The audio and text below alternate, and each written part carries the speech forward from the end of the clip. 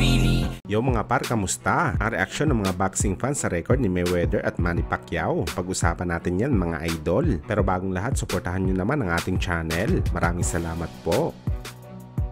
So marami nga po sa ating mga boxing fans ang sadyang bumilib sa record na ginawa ng American fighter at pay-per-view king noon na si Floyd Mayweather Jr. Kung saan mga idol siya lang naman ang boxer na nakakuha ng record ng pagiging undefeated sa 50 laban nito sa kanyang professional boxing career at ni isa hindi man lang ito naka-record ng draw o kahit no contest lamang. Kaya ito ang rason mga idol kung bakit pinipilit ni Floyd ang kanyang sarili na siya daw dapat ang karapat-dapat na tawagin na greatest boxer of all time. Bagamat sa komparison naman mga idol nang nilabas ng isang kilalang boxing website sa Facebook kung saan natanong dito kung sino ba talaga ang may impressive record sa pagitan ng ating pambansang kamao Manny Pacquiao na isang 8th Division World Champion at sa record na 50 wins 0 loss ni Mayweather. Sa halos 2,000 na nagbigay ng komento at reaction mga idol. Tiyanta natin wala pa sa 20 ang pumabor kay Mayweather na mas angat siya kay Pacquiao. Halos lahat mga idol pinipili ang Pinoy legend na mas mahirap ang kanyang record na pagiging 8th Division World Champion na nakipaglaban sa kampyonato simula sa flyweight hanggang sa junior middleweight division. Pero halos karamihan sa pumabor kay Pacquiao mga idol sinasabi na hindi basta-basta ang 8th division champion ni Pacquiao dahil sinungkit niya daw ang titulo sa mga literal na bugiman sa division sa bakbakan. Kumbaga mga idol ang gusto nilang sabihin dito, si Floyd kahit nangasungkit ng 5 division world champion sa kanyang kartada, nakuha niya ang kampyonato kontra lamang sa mga average fighters sa bakbakan. Well, nagpapahiwatig lang talaga ito mga idol na majority talaga sa mga avid fans ng boxing sports mas gusto talaga na maging GOAT si Pacquiao kontra sa kanyang mortal na karibal na si Mayweather Jr.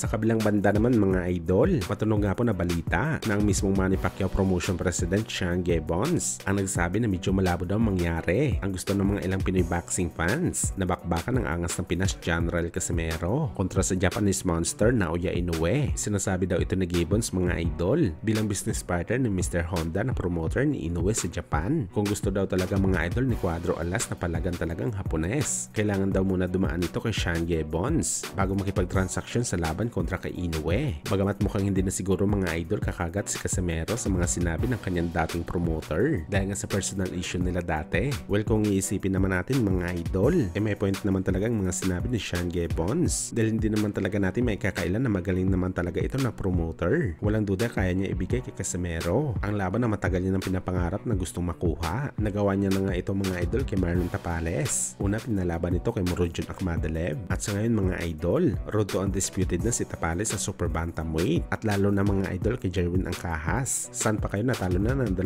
beses tapos nanalo sa isang comeback fight. Title fight kagad ang binigay ni Gibbons kay Angcahas. Bagamat kung kahit wala naman si Sean Gibbons sa tabi ni Casimero mga idol para mapadali ang laban nito kontra kay Inoue, may isa pa namang barahan na inaasahan si Cuadro Alas para mapunta sa kanyang laban sa Japanese monster. Ito nga mga idol ang promoter nito ng mga Hapones na hindi lingid sa ating kaalaman mga idol. Malapit din ito sa promoter ni Inoue sa Japan at nagbigay na rin ng assurance na makukuha talaga ng tubong ormoc sa lalong madaling panahon ang laban sa Japanese monster.